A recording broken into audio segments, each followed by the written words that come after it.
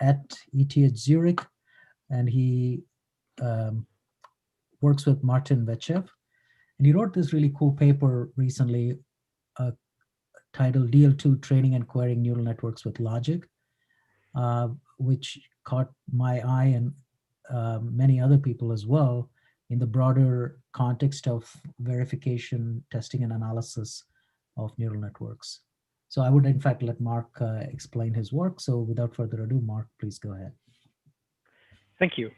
Also, thank you, Pedro and Vivek, for the wonderful talks. And I feel very much honored to be in such illustrious company today. So let me get started. So I'm presenting DL2, Training and Querying Neural Networks with Logic.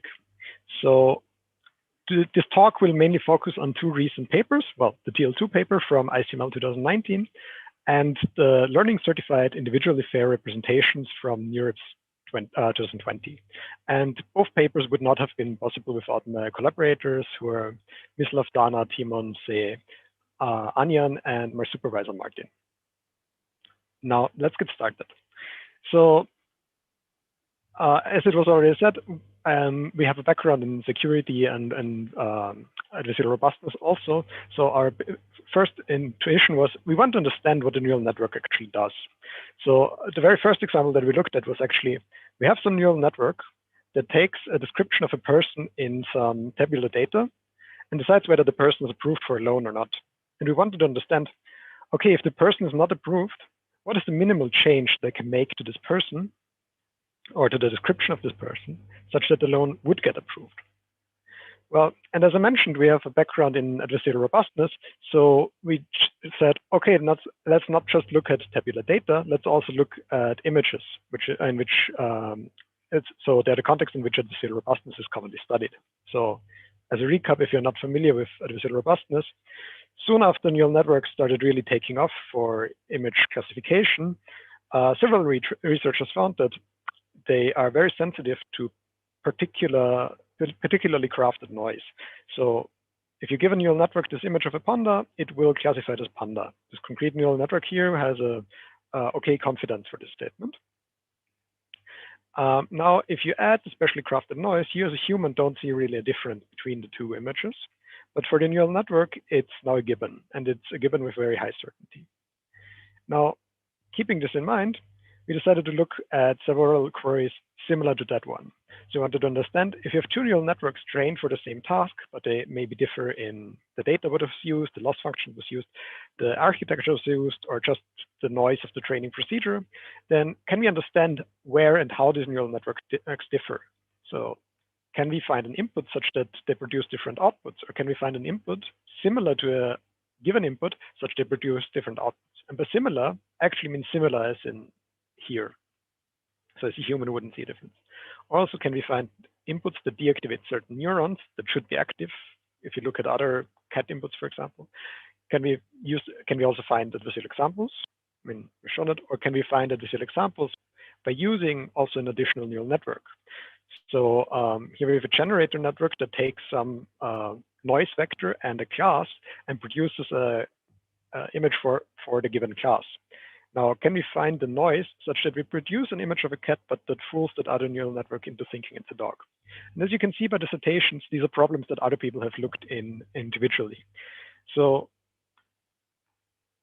well, what we did in this DL2 work here is we introduce, for querying, we introduce this domain-specific language that allows us to trace all of them and many more in this SQL-like language. And that way, we can easily test these properties for neural networks.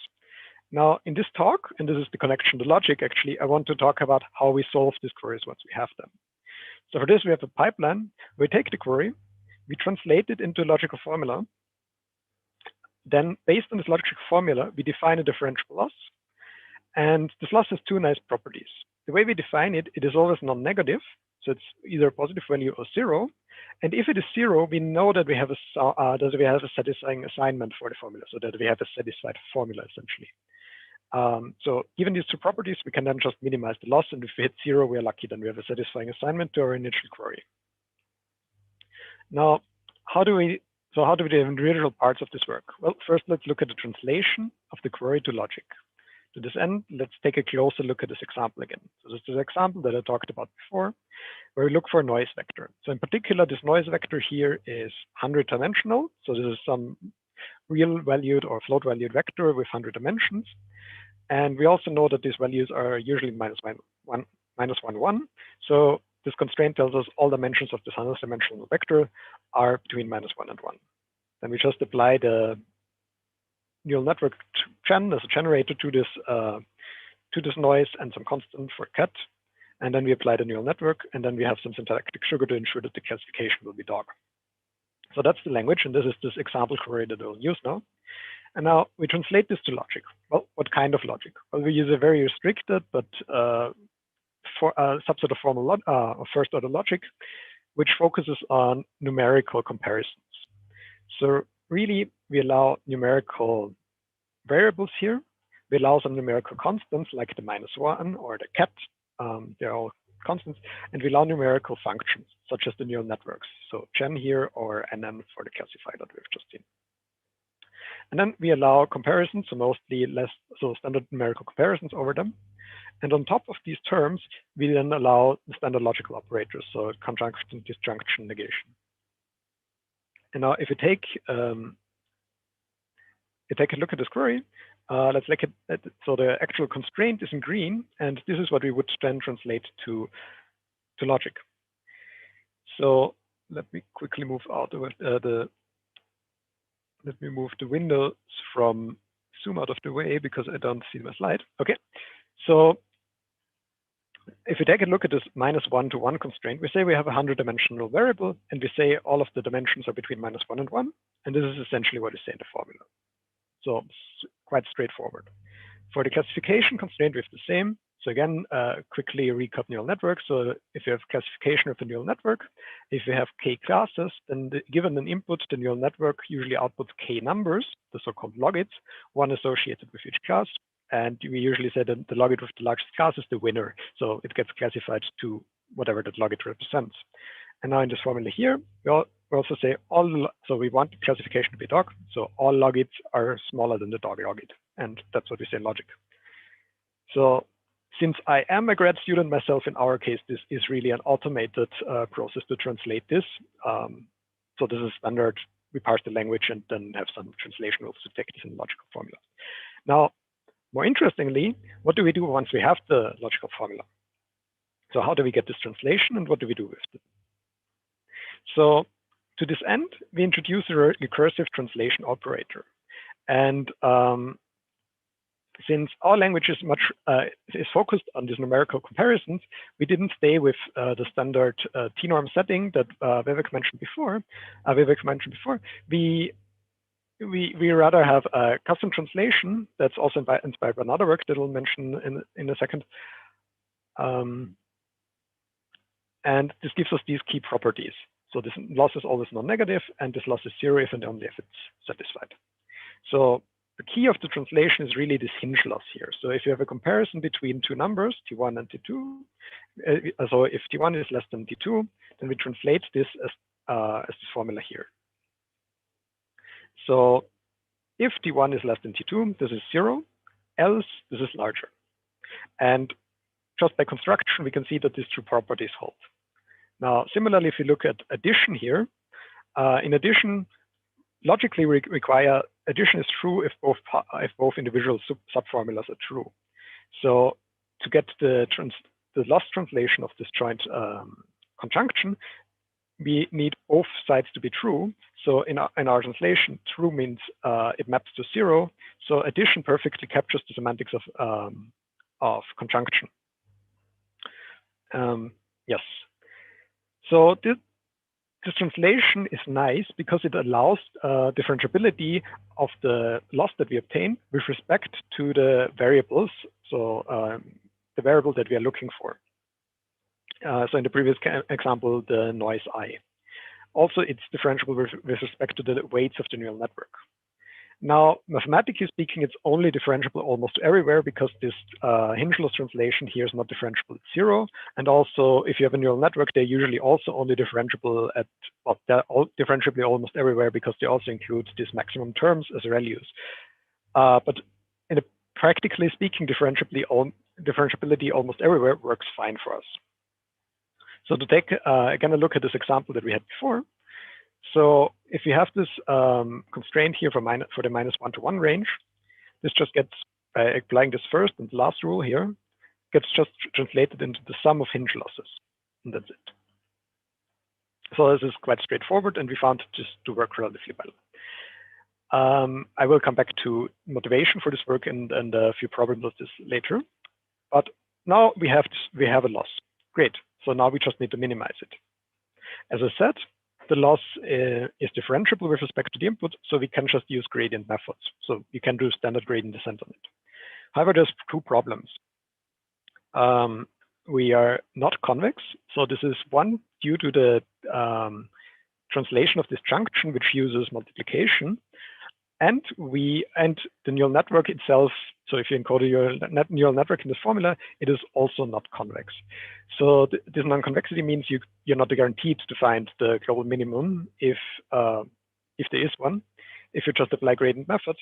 So in practice, we can use Monte Carlo methods to sample multiple starting points and perform gradient descent from them. Further, we can also employ specialized optimizers to speed this up further. So if we go back to this example here, we are optimizing for an I in the reals, so 100-dimensional reals or floats in the implementation. And we have this constraint here that should ensure that it's always between -1 and 1 in all dimensions. But if you're familiar with optimization, there's actually a large class of optimizers that can handle such constraints directly. So this is called a box constraint, as it boxes in this variable that we're optimizing. And one of them is, for example, LBGFSB, the -b is for box constraint. So essentially what we do in this translation phase here is we just remove this set constraint and add it to the optimizer. So rather than optimizing for an I in the 100-dimensional reals, we're now optimizing for an I in the interval -1 to 1 to the 100, and we can remove this term from the loss here. So while these calls to this LPGFSB optimizer are more expensive than standard gradient descent, this is a quasi-Newton method. It estimates additional information rather than just the gradient. The overall optimization procedure with this is cheaper and usually concludes faster. So this is our curing procedure. Now let's see how it compares to other works. So essentially what we're doing, once we're given a query, we translate it into a logical formula, and then we look for a satisfying assignment to the logical formula. So if you're familiar with SMT solvers, they would be the standard tool for a job like this. So you have a formula, you look for a satisfying assignment, you're done. So what's the issue? Well, let's take a closer look. So as we all know, SMT solvers are usually sound and complete. Sound means they just return correct solutions, and complete means if there is a solution, they will return it. Termination withstanding. But if it terminates in reasonable time, we know that it found a solution, or again, termination with notwithstanding. This allows us to conclude whether a formula is unsatisfiable if we can't find a solution. And even though modern SMT solvers like Z3 or many other works are very, very scalable in terms of SMT solving, they are still not scalable enough to encode a full neural network, state-of-the-art neural network, or multiple of them in order to answer the queries that we're looking at. So to alleviate the scalability issue, there's actually a work called XSET by Fu and Su from 2016, which performs a very similar trick to our work, where they replace the TPLL precision procedure by optimization. So similar to us, they have a translation from the logical formula into numerical loss, on which they can then apply numerical optimization. And they have a similar property. If they reach 0, they have a satisfying assignment. And this allows them to be much more scalable than standard SMT solvers. However, for our context, they are still not scalable enough for neural networks. Also, the scalability came at the cost of completeness. So this approach might miss some solutions. Well, we built on this approach, so we share this lack of completeness. However, we specifically allow optimization with gradient methods since our loss is differentiable. So we can use the standard frameworks for neural networks to build upon and thus scale to much larger neural networks and can answer queries about them. So now this essentially concludes the part about querying the neural network. So since we now have this logic-to-loss translation, we ask ourselves, can we use it to also train neural networks? And we went in the very similar direction as Vivek suggested in his talk. So can we train a neural network such that some logical formula holds for it? So can we include some variance or whatever, for example, in the neural network?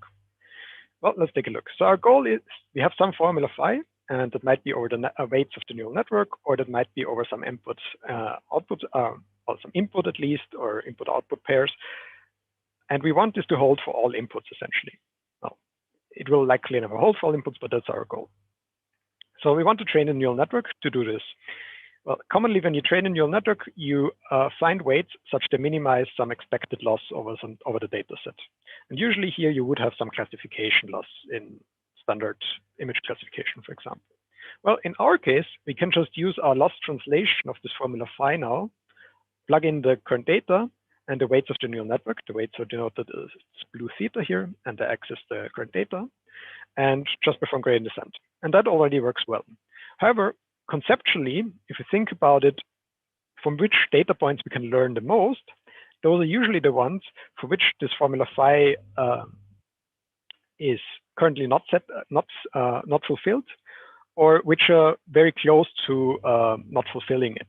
I mean, logic doesn't really have a notion of almost fulfilled, but if you translate it to the numerical losses we have, then you can say, oh, this is very close to being fulfilled or very close to not being fulfilled. So these are the points from which we can learn the most. And these are denoted as this counterexample C. So how do we find these counterexamples? Well, I've just spoken about how we can query the neural network with logic. So using the same translation, we can just query the neural network for the negation of this formula, not phi, ideally find a solution to this not phi formula, and then plug them in as counterexamples. However, as I just hinted, we don't need to find a real counterexample here, but just optimizing in this direction of not phi essentially already gives us data points on which we can learn much more. As I hinted in the beginning, we have a background in adversarial robustness and how to make neural networks robust. And by robust, we mean how can we avoid such counterexamples as these adversarial examples that I've shown? Well, the standard way is actually the best way to do this is actually to train on the counterexamples themselves. So the standard training loss now looks like this. So we still are minimizing some expected loss, and we are optimizing the weights to do so. And now we again have a loss L over the data and the label. But now we also have this maximization here, and we say S is the set of allowed perturbations or considered perturbations. And now we are looking for the worst case perturbation in this set. So the one that maximizes the loss the most. And this overall is a very challenging optimization problem. So common solution, especially if you want to gradient descent and want this inner loop to be fast. So a common approach is to approximate this inner loop by iterative procedure, commonly known as PGD, projected gradient descent, where you take your current start point, go a bit into the direction of the loss, and then after you took this step in the direction of the loss gradient, you might be outside this set of allowed perturbations. So we say X plus S here for the set of allowed perturbations around the input X. So we just project back to this. And this is known as PGD or projected gradient descent, especially in the context of adversarial training. But if you have a background in optimization, this is the same projected gradient descent algorithm from there, just instantiated as a common problem. Now, if you look at this, you can see that this is conceptually quite similar. So we perform the same, we update the neural network, then we look for worst case counterexamples, then we update the neural network. So actually, we generalize this adversarial robustness training procedure to logical formulas, essentially. And if you pick a correct logical formula, then you can actually get very close to this procedure back here. And you can apply this to different data modalities. So supervised training if you have both the data and the label, or just unsupervised or semi-supervised if your label is missing for some of the data. And another nice thing that we can take from LSTL robustness here is this idea of projection. So if in this logical formula, not phi here, we have some part for which we have a closed form numerical projection operator, we can do this. So we take a step, we can use this to speed up this training loop. So we can go a bit into the gradient direction of this loss and then project back. So an example for this would be this -1 to 1 constraints that I mentioned earlier, but also all kinds of norm balls and lines. One drawback of this method is, since we are learning with gradient descent, we can't guarantee anything. So in the end, phi will hold, in practice, hold for many of the inputs, but not necessarily all. Or well, it will never. We can never say anything about all future inputs. But even for all the inputs that we have in our data set, it might not even hold for all. It will just hold for many of them. Now, why is this interesting? Well, Vivek already mentioned a few use cases. So incorporating domain knowledge or using unlabeled data, as in his case. But also it allows to enforce safety constraints, which is the direction that's most interesting to us. So let me showcase this on a very small toy example, and then at the end of the talk, we'll look at the larger example where we employ this to show fairness in individual fairness between users and neural networks. So here we have this example. A car should be considered more similar to a truck than a dog, which is something you can get on board with. I assume it's a toy example, but it should hold generally. And here we just have some constraint that the input should look like an image. So for all things that look like an image, and where the and that they show a car, the logit for truck should be larger than the logit for dog plus some delta. So it's a very easy formula. But if you do not do any special training, it only holds for half the points in the data set. Now, if you perform this training procedure that's just mentioned, it now holds for virtually all, not all, but virtually all data points. However, this comes at a slight cost in standard prediction accuracy. So this is some image classification task, and it's a slight drop in prediction accuracy, but it allows to enforce this constraint accuracy.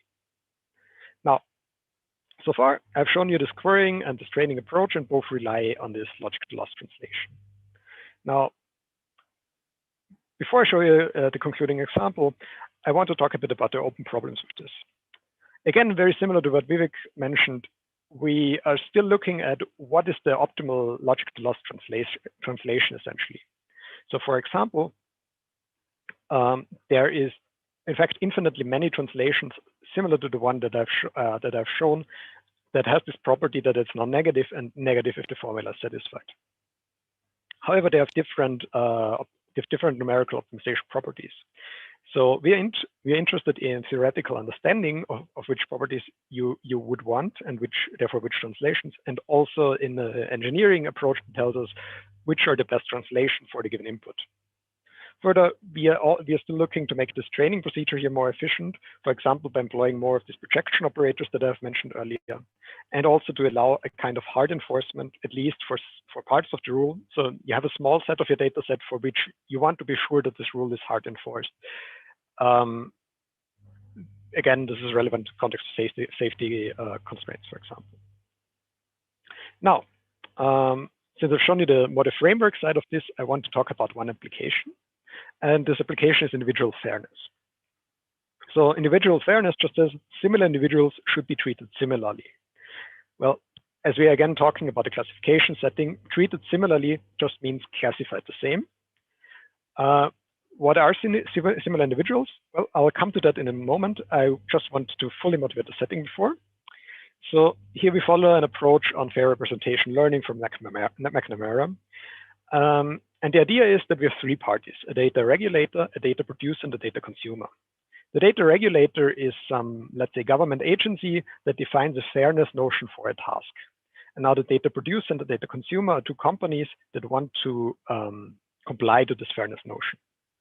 So we can think of them as let's say to banks or insurances, and the data producer has a large database of user data, and the data consumer has wants to use this information for some downstream classification task. Now, they need to comply to this fairness tasks set by the regulator, and they need to ensure this.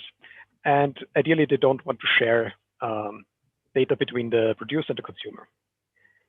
So, how do they do this? Well, first, let's talk about how the regulator defines which individuals are similar.